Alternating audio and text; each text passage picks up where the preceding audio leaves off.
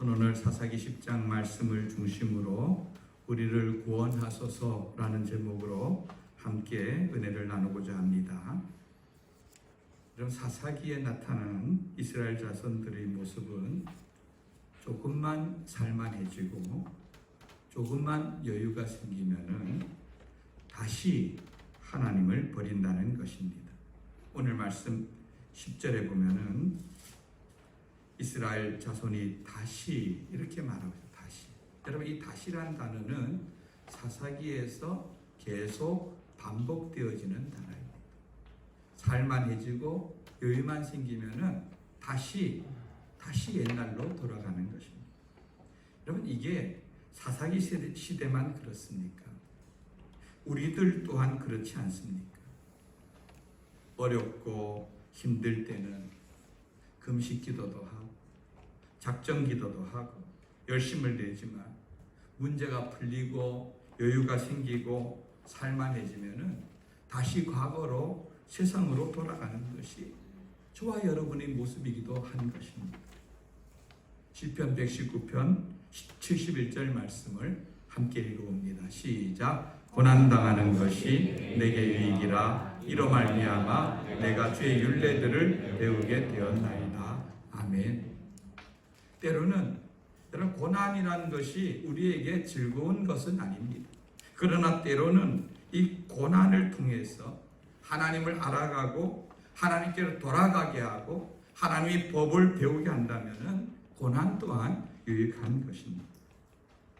하나님을 떠난 사람들은요, 그 자리를 다른 것으로 메웁니다. 그것을 성경은 우상이라고 말합니다. 오늘 이스라엘 백성들은 하나님을 버리고 바알과 아스다롯을 비롯해서 여기 보면은 주변의 여러 나라들, 시돈, 모압, 암몬, 아람 등의 나라에서 각종 신들을 끌어들여와서 그것들을 섬기는 열심을 보였습니다. 여러분, 바알이라고 하는 신은 성경에 굉장히 많이 나오죠. 하나님과 더불어서 견주는 이런 신이 이 바알인 것입니다. 이 바알 신은 고대 중동 사람들이 섬기던 아주 대표적인 남신입니다. 바알이라고 하는 뜻은 주인, 소유자라는 뜻입니다. 즉 바알을 내 주인으로 모시고 내 인생의 소유자로 그 바알을 섬긴다는 것입니다. 여러분, 바알이라는 이 신은 풍요의 신입니다. 특별히 이 바알은 비와 이슬을 주관하는 신입니다. 여러분, 농경사회에 이 비와 이슬처럼 중요한 것이 어디 있습니까? 여러분, 농경사회는요, 비가 안 오면은, 이슬이 안 내리면은 농사를 못 먹는 것이 그들이 삶입니다. 그러니까 하늘에다가 바알신에게 비를 내려달라고 그들은 그 바알신을 섬기는 것이죠.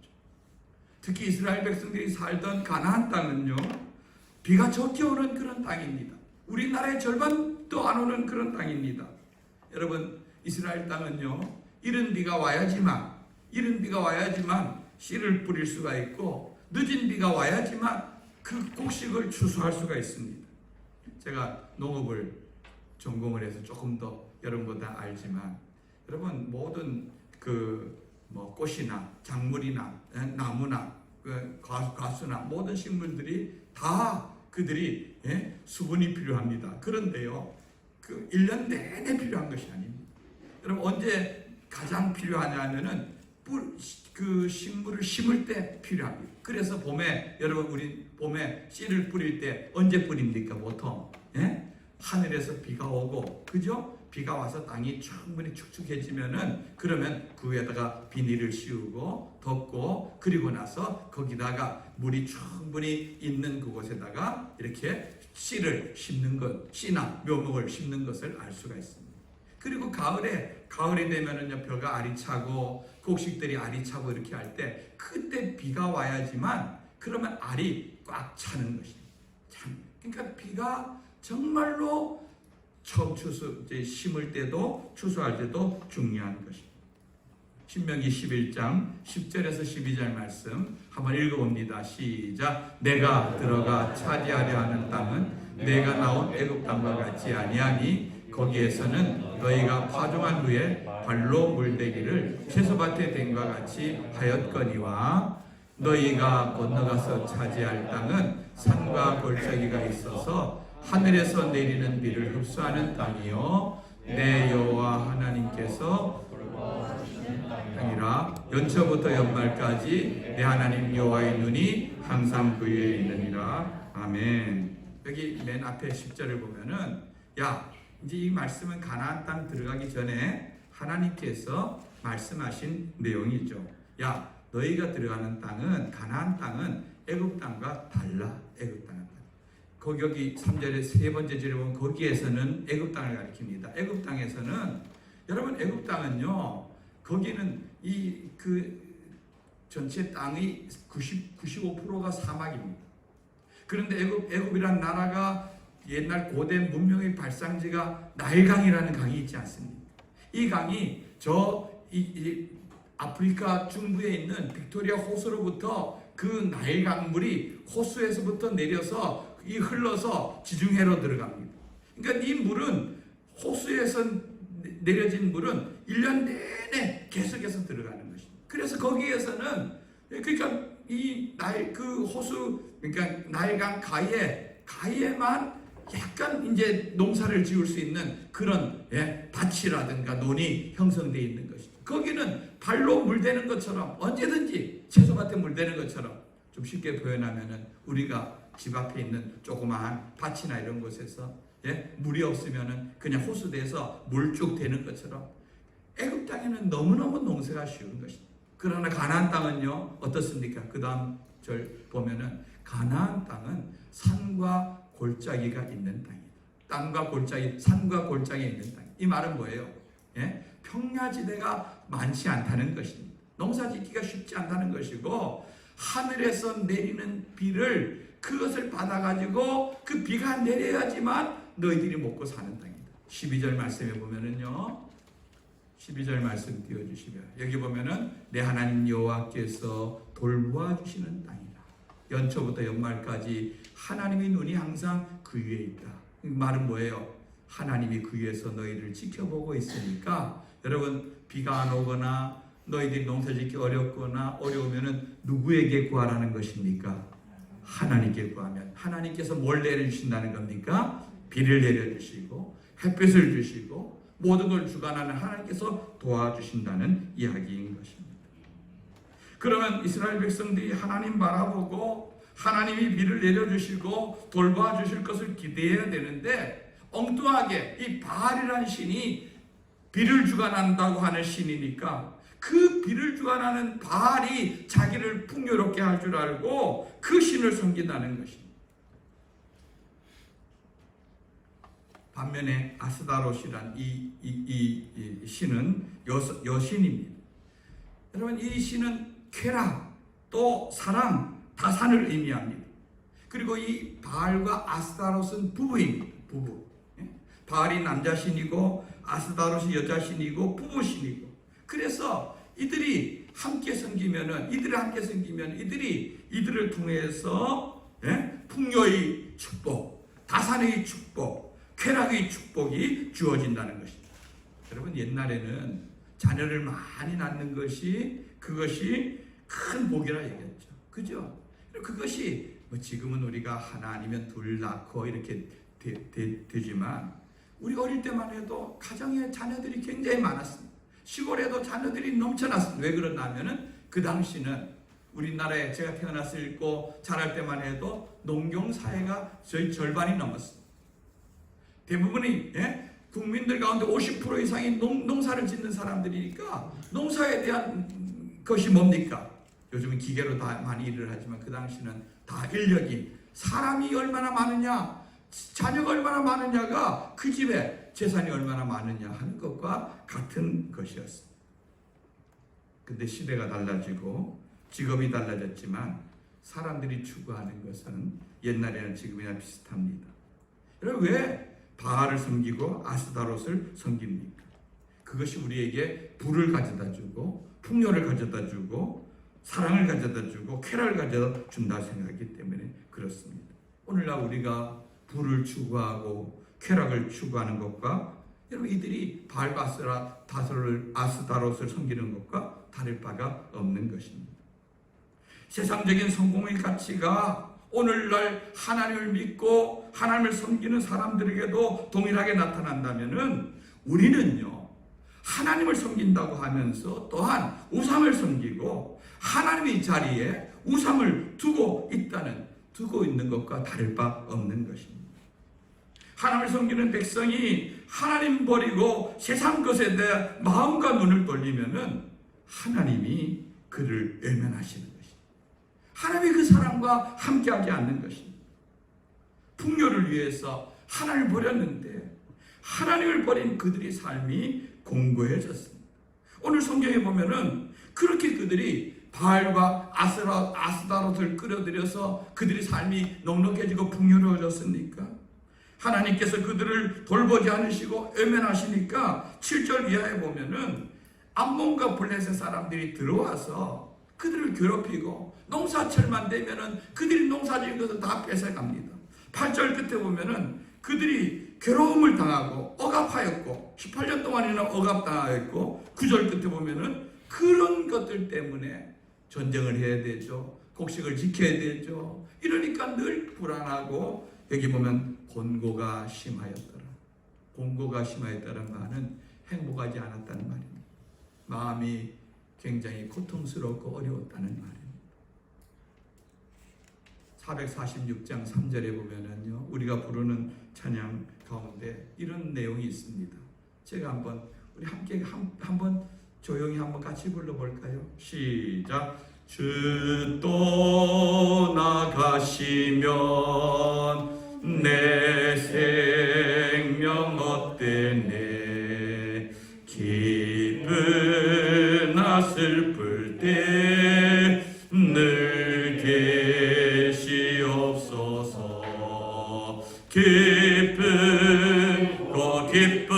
기쁘도다 항상 기쁘도다 나 주께 왔사오니 복 주옵소서. 아멘. 주 떠나가시면 내 생명 헛되네. 여러분 이 험한 세상 때로는 힘들고 어려워도 주님과 함께 주님 안에 거하는 것이 가장 복된 줄 여러분 믿으시기 바랍니다. 그 주님과 동행하며 승리하며 사는 복된 인생이 되기를 주님의 이름으로 축원드립니다. 저도 목회하기 전에 직장 생활을 한 적이 있습니다. 짧은 한 3년 반 정도 했지만 참 재밌었습니다. 참 재밌었어요. 특히 여러분 저희들이 대학 다니고 하던 시대는 참으로 힘든 시대였습니다. 우리가 형제가 8이나 되다 보니까 곧 고등학교 졸업하고 대학을 들어가서 대학을 4년 마치고 졸업한 사람이 막내들은 한두 명은 그렇게 했지만 나머지는 그렇게 못했어요. 제가 대학을 들어가니까 저보다 먼저 대학에 다녔던 여동생이 휴학을 해서 2년 동안 아르바이트를 해서 학비를 모아가지고 또 대학을 다니고 어떤 동생은 대학에 진학을 못하고 공무원 생활해서 3년 동안 돈을 모아갖고 대학을 가고 이런 시절 저도 대학 4년 내내 자취 이렇게 자취만 했어요. 왜냐하면 하숙을 하거나 제가 어떻게 그렇게 할 수 있는 형편이 아니었기 때문입니다. 그러다가 직장에 나가니까요. 돈이 모이는 거예요. 돈이.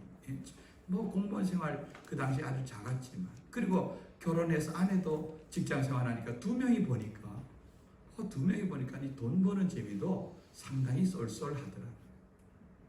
그러니까 월급은 조금이라도 1년 지나면 올라가잖아요. 그렇죠?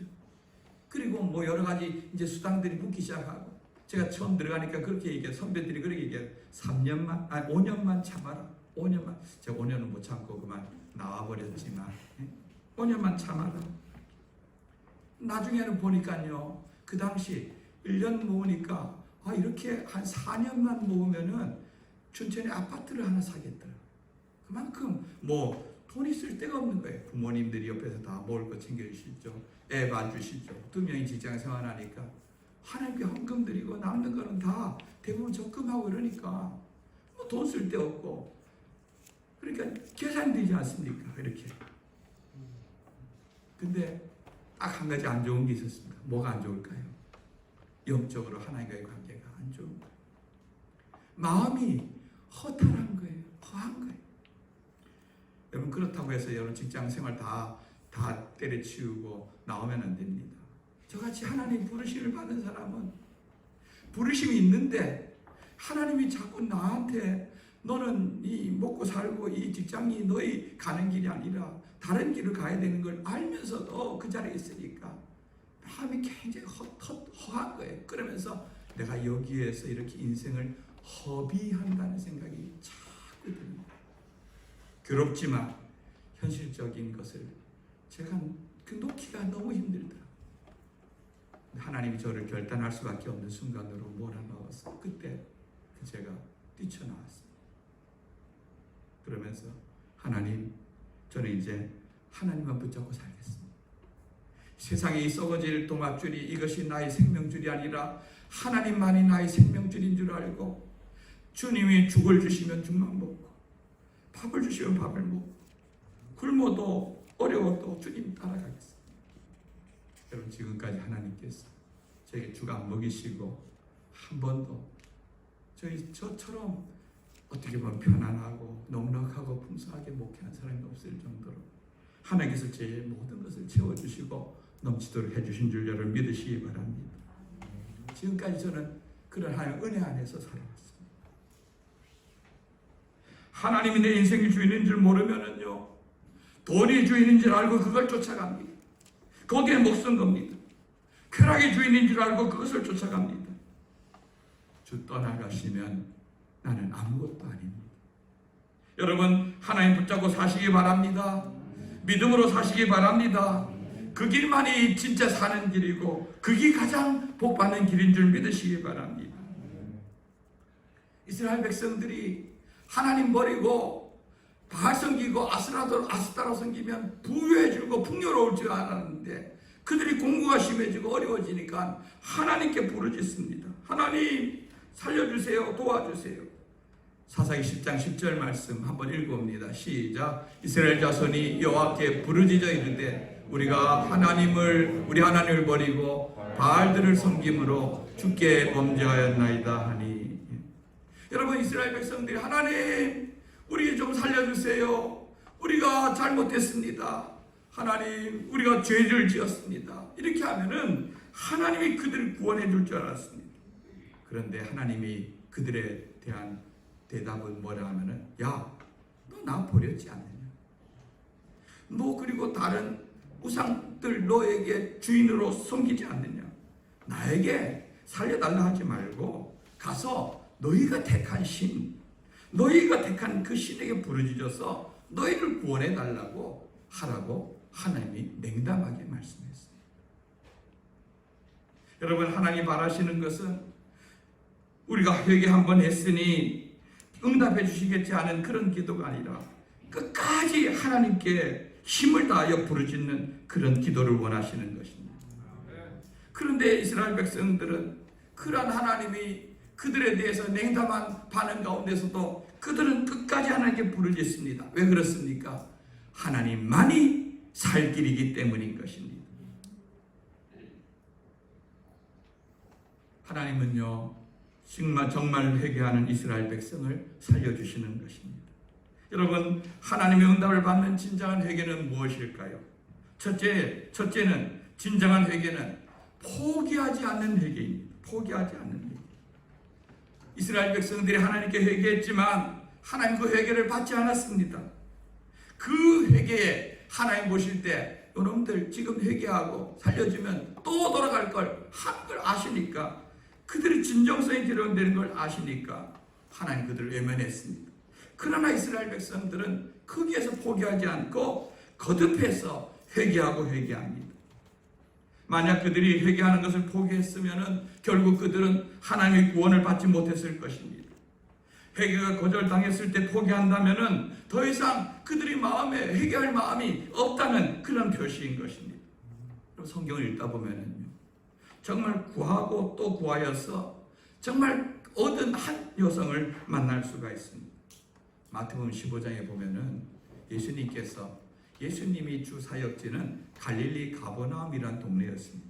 여기서 2년여 동안 그 지역을 중심으로 사역을 했습니다. 병을 고쳐주고 귀신을 쫓아내고 말씀을 전하고 하는 이런 사역을 했지요. 그런데 마태복음 15장에 보면은 예수님이 이제 그 갈릴리 가버나움의 사역을 정리하십니다. 그리고는 제자들만 데리고 조용히 떠나십니다. 왜냐하면은 이제 예수님은 자기 그런 인기나 영역을 넓히기 위해서 이 땅에 오신 것이라 구원하기 위해서 왔는데, 그리고 자기가 이제 십자가를 질 날이 다가오는데 이 제자들을 훈련시킬 일이 더 필요했던 것입니다. 그래서 예수님은 12제자만 데리고 이제 이스라엘 나라의 경계를 벗어나서 두로라고 하는 나라로 예수님께서 가십니다. 왜냐하면은 예수님이 갈릴리에서는 다 어디 곳에 가나 예수님과 함께하는 사람이 있으니까 예수님이다 이러니까 사람들이 몰려오고 병자들을 데려오고 그러니까 예수님이 온전히 제자들과 더불어서 말씀으로 함께할 시간이 없었던 것이죠. 그러니까 예수님이 조용히 떠난 것입니다. 그런데 거기는 이스라엘 사람들이 없으니까 예수님을 잘 모르겠죠. 그런데 그곳에 한 여자, 그는 정말 예수님을 왔다는 것이 그 여인에게 너무너무 기쁜 소식이었어요. 다른 사람들, 자기 돈벌이와 자기 생활에 바쁜 사람들 관심이 없었지만 이 여인은 큰 그 문제가 있었습니다. 어떤 문제입니까? 자기 딸이 귀신이 들려서 어릴 때부터 고통 속에 있는 것을 알아요. 이스라엘 갈릴리에 예수라는 사람이 귀신도 쫓아내고 병도 고쳐준다는 얘기를 들었지만 그 먼 나라까지 갈 엄두도 안 나고 그래서 있는데 그 예수님이 자기 마을에 찾아온 것입니다. 그래서 이 여인은 예수님의 뒤를 쫓아가면서 소리조리 지릅니다. 예수님, 예수님, 나를 좀 불쌍히 여겨주세요. 우리 딸이 지금 불쌍히 여겨주세요. 근데 예수님은요, 콧방귀도 안 낍니다. 뒤도 안 돌아봅니다. 그냥 갑니다. 아무리 소리쳐도 일체 반응이 없습니다. 그 광경을 보던 제자들이 보다 못해서 예수님, 저렇게 예수님께 구하는데 좀 도와주셔야 되지 않겠습니까? 오히려 제자들이 나서서 그 여인을 도와주라고 건의를 합니다. 그러면 여러분 이 여인이 어떻게 말해요? 이제 예수님이 도와주시겠지. 그런데 돌아온 예수님의 대답은 굉장히 냉담한 반응이었습니다. 마태복음 15장 26절 한번 읽어봅니다. 시작. 대답하여 이르시되 자녀의 떡을 취하여 개들에게 던짐이 마땅하지 아니하니라. 여러분 여기에서 자녀는요 이스라엘 백성들을 가리킵니다. 그러면 개는 어디를 가리킬까요? 개는 이방인을 가리킵니다. 자녀의 떡을 취하여 개들에게 던짐이 마땅치 않다. 이 당시 이스라엘 백성들은 자기들이 하나님 앞에 택한 선민이라는 의식이 강해서 이방인들, 하나님 믿지 않는 사람들을 개처럼 취급했습니다. 그러면 지금 이 여인을 향해서 뭐라고 예수님이 하는 겁니까? 너 개 같은 너희들에게는 내가 나눠줄 떡이 없다는 거예요. 여러분 그런데 지금 예수님이 있는 이곳이 어디입니까? 이스라엘입니까? 이방 땅입니까? 이방 땅입니다. 여러분 이방 사람들이 이스라엘 사람들이 자기들 이렇게 취급하는 거 알고 있었을까요? 몰랐을까요? 알고 있었어요. 그런데 그 얘기를 직접 자기 앞에서 들으면 얼마나 기분 나쁘겠습니까? 자기 동네에 와서. 그러면 여러분 이렇게 도와달라고 요청하는데도 도와주지는 못할 망정 자기를 개같이 여긴다고 하면은 얼마나 화나겠습니까? 그러면 당장 돌아가서 마을 사람들에게 동네 사람들 좀 보세요. 저 예수란 갈릴리 이스라엘 사람이 와서 우리를 개라고 합니다. 이렇게 하면 동네 사람이 일어나서 예수님을 쫓아내든지 아니면 돌을 던지든지 화풀이 할 것 아니겠습니까? 그런데요 여기에서 이 여인은 한 단계 더 낮은 자리로 내려갑니다. 한 단계 더 낮은 예수님 맞습니다. 그런데 개들도 주인의 상에서 떨어지는 부스러기를 먹지 않습니까? 이건 뭘 말합니까? 예, 주님, 저는 개 같은 그런 존재, 이방인이고 하나님의 은혜를 받지 못한 존재입니다. 그러나 개들도 주인의 상에서 떨어지는 부스러기, 집에서 남는 것 그거 먹지 않습니까? 내게, 그 유대인들에게 주는 떡은 아니라 할지라도 그 떨어지는 부스러기 같은 은혜라도 전 나에게 나눠주세요. 자존심도 모든 것도 다 내려놓고 예수님을 포기하지 않고 거절함에도 불구하고 끝까지 그런 은혜를 주님께 구하며 나아갑니다. 그것을 본 예수님은 이렇게 말합니다. 여자여, 내 믿음이 크도다. 내 소원대로 되리라. 여러분, 예수님은요, 때로는 우리들의 믿음을 시험하기 위해서 이렇게 우리들이 간구와 주님의 도우심을 구하여도 외면하고 냉담하고 할 때도 있는 것입니다. 그러나 그럼에도 불구하고 이 여인은 끝까지 믿음으로 주님을 붙잡고 주님만이 살 길입니다. 오직 주님만이 나의 생명입니다. 주님만이 나의 문제를 해결할 수 있는 분입니다 하고 주님 붙잡은 줄 믿으시기 바랍니다. 우리 믿음이 이 여인의 믿음 같기를 주님의 이름으로 축원드립니다. 여러분, 내일부터 광고한 대로 사경회가 열립니다. 코로나로 몇 년 동안 우리가 이런 말씀의 잔치를 누리지 못했습니다. 여러분, 이 내 인생의 여러 가지 문제들, 정말 주님 만나야지만 해결되는 문제들, 그걸 구하고 싶은 분은 정말 주님 앞에 나와서 끝까지 한번 기도하고 포기하지 말고 또 기도하고 구하고 또 구하고 구하여서 주님의 응답을 받는 귀한 시간들이 되기를 바랍니다. 두 번째로 진정한 회개는요, 행동이 수반되는 회개입니다. 이스라엘 백성들은 하나님께서 왜 우리가 회개하고 하나님께 나아가는데 우리들의 회개를 받지 않으시는가 하는 그 이유를 생각해 보았습니다. 아, 그렇구나. 우리가 하나님 살려주세요 하지만 정말 우리가 갖고 있는 이 우상과 모든 것을 다 끌어안은 채 하나님께 나아가고 말로만 할 뿐이구나. 우리가 정말 이걸 행동으로 옮겨야 되겠구나. 그들은 그렇게 생각했습니다. 그래서 하나님 앞에서 자기들이 갖고 있던 바알과 아스타롯 온갖 우상들을 다 버렸습니다. 여러분, 이렇게 행동이 그 회개 가운데 따를 때에 그것이 진정한 회개인 것입니다. 여러분, 우리가 입술로만 주여 주여 회개해서는 안 되는 것입니다. 우리 삶의 행동이 돌이켜져야 되는 것입니다. 여러분, 삭개오를 보세요. 삭개오는 세리입니다. 여러분, 유대인들이 세리가 되는 것은 딱 하나의 목적입니다. 뭡니까? 돈이 되기 때문에 그렇습니다. 유대인의 자존심과 유대인의 선민의식과 모든 것을 다 버리고 세리가 되는 것은 그 돈 하나의 목적 위해서 평생을 그렇게 살았습니다. 그래서 세리장까지 되었습니다. 그는 많은 돈을 벌었습니다. 그런데 예수님 만나면서 그는 자기의 문제를 하나님 주님 앞에 내어놓고 그는 결산하기 시작합니다. 예수님, 지금까지 나는 돈을 위해 살았습니다. 근데 예수님을 나는 나의 주인으로 섬깁니다. 그러면서 이제 나에게 돈, 내가 지금까지 다른 사람의 것을 강제로 빼앗은 것은 내가 그것을 제대로 쳐서 갚겠습니다. 그리고 내 재산의 절반을 가난하고 어려운 사람에게 나눠주겠습니다. 더 이상 그는 자기 자신의 주인이 돈이 아니었어요. 예수님이었어요. 그리고 돈 문제를 정리해버린 것입니다.